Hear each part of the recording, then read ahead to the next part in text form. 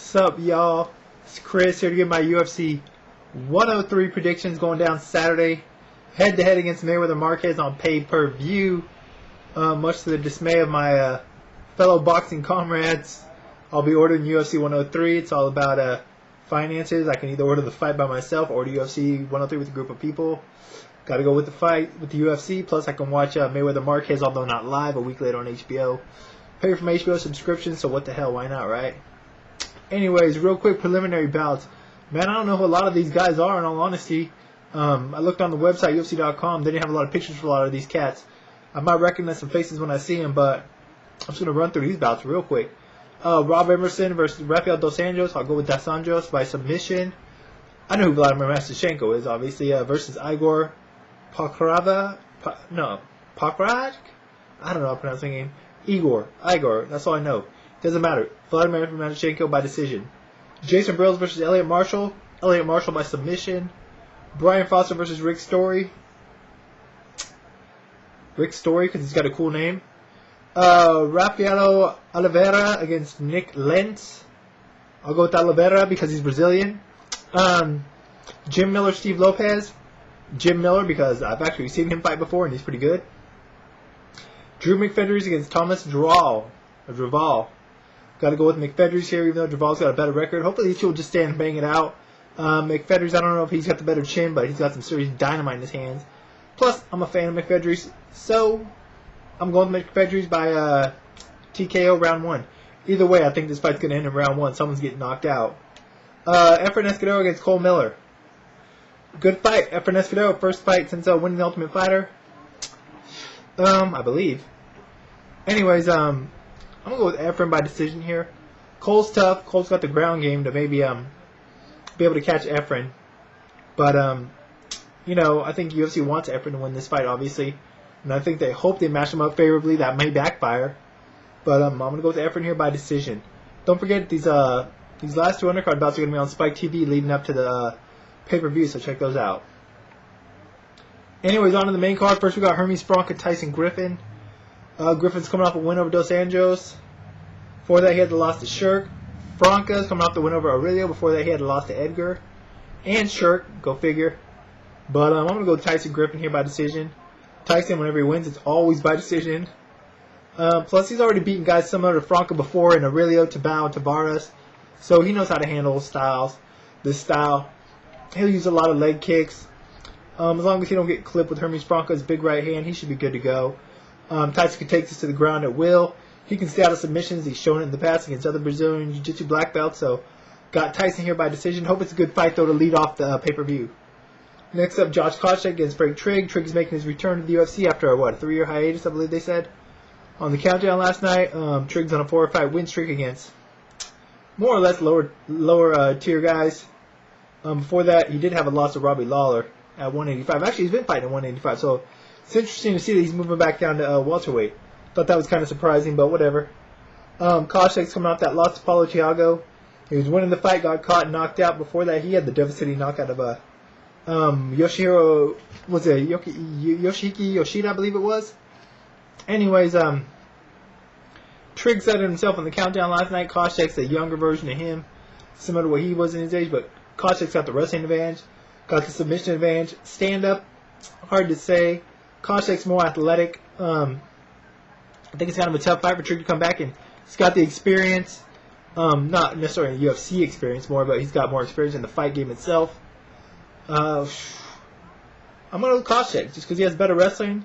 Stand-up's about even. And I think if Koscheck gets good position on the ground, he might be able to slap that rear naked choke that seems to be Trigg's demise so many times in the UFC. Twice to Hughes and once to GSP. So I'm going with Koscheck here either by decision or a rear naked choke.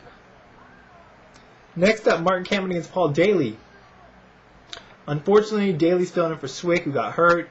Got a concussion in training with Josh Koscheck, I believe. So Daley's a good replacement as far as style-wise. If Kampmann decides to keep the fight standing, because Daley's, a good kickboxer, as is Kampmann. He's 3-2 in his last 5 fights.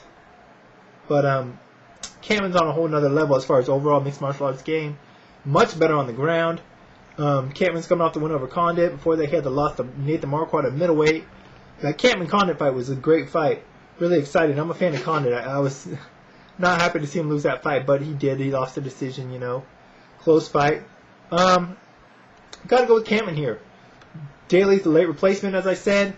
Not as well-rounded on the feet. It should be a close competitive fight, but if it hits the ground, Kampmann's going to be able to slap on a submission in fairly short order, in my opinion. So look for Kampmann to win this fight by, say, second-round submission. Should be a good fight, though. Semtex always brings it. So we'll see Semtex against Hitman. Some good nicknames right there. Anyways, co-main event, Mirko Cro Filipovic against Junior Dos Santos. Cro coming off the win over Mustafa Al-Turk. That was kind of a controversial win. Somebody kind of poked Mustafa Al-Turk in the eye.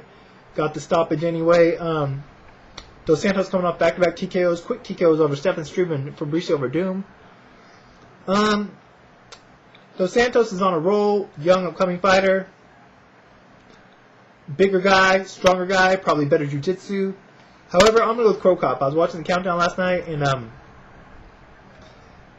I don't know. Dos Santos has got power in his hands, but he doesn't really have good technique on the feet. Whereas Mirko Cro Cop, if nothing else at this point in his career, he's still got great technique. Former K1 fighter, even in MMA, he's had awesome technique standing up. I do think this fight will remain standing for the most part, as long as it lasts. Dos Santos hasn't been fighting that long, I just think Cro Cop's experience and his much better technique on the feet is going to get him the win here.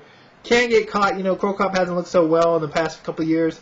Not since his days where he was had a strong run in Pride, but I'm going to go old school here and go with Mirko Cro Cop by, KO, head kick.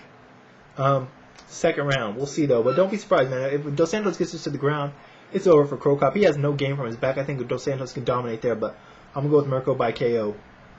Speaking of old school, Vitor Belfort making his return to the UFC against Rich Ace Franklin.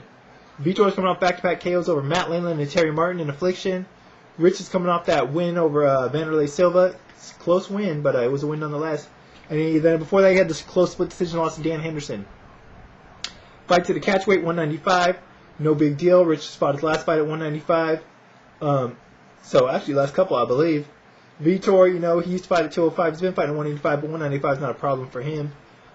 He was ready to take on Fedor, when his opponent dropped out. So Vitor should be cool at 195. I've been watching MMA a long time. I've been watching since Vitor first came in the UFC. The Phenom, man. He came out, he was like a young Mike Tyson. Looked like he was going to take over the world. Granted, if you look in hindsight, the guys he were beating were scrubs like Tank Abbott and Scott Ferozzo. And, no disrespect to Trey Tegelman, but he couldn't hang with Vitor. Then Vitor, he's just been on and off, head games, it's all about psychology in there, and Vitor just loses his head in there at times, sometimes he looks great, other times he looks lost, just against Sakuraba, that was a horrible fight, I don't know how he lost that fight, didn't even put up an effort, but training with Randy Couture now, that should help at Extreme Couture. Rich has looked good, Vitor is more talented, got natural more talent, faster, much better power, hard to say. Vitor's got better jiu-jitsu. Rich got the better wrestling. On the feet, I don't know, man. I think Rich is a little more well-rounded. He mixes in the kicks and whatnot, like he did against Vanderlei Silva. Vitor doesn't really throw a lot of kicks. He's kind of more just a conventional boxing style on the feet. So I think if Rich could keep it at a distance, he could probably roll out a decision like he did against Vanderlei and he almost did against Henderson. But if they get caught in exchanges, man, Vitor can just pull that trigger and light Rich up. I think he can catch Rich. Rich has got a pretty good chin, but, man, Vitor's got some otherworldly power and speed. He's looking really good again at this lower weight.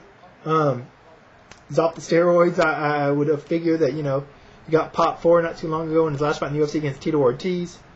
This is a close fight, man. I can make a case for either guy. I've said that before plenty of times.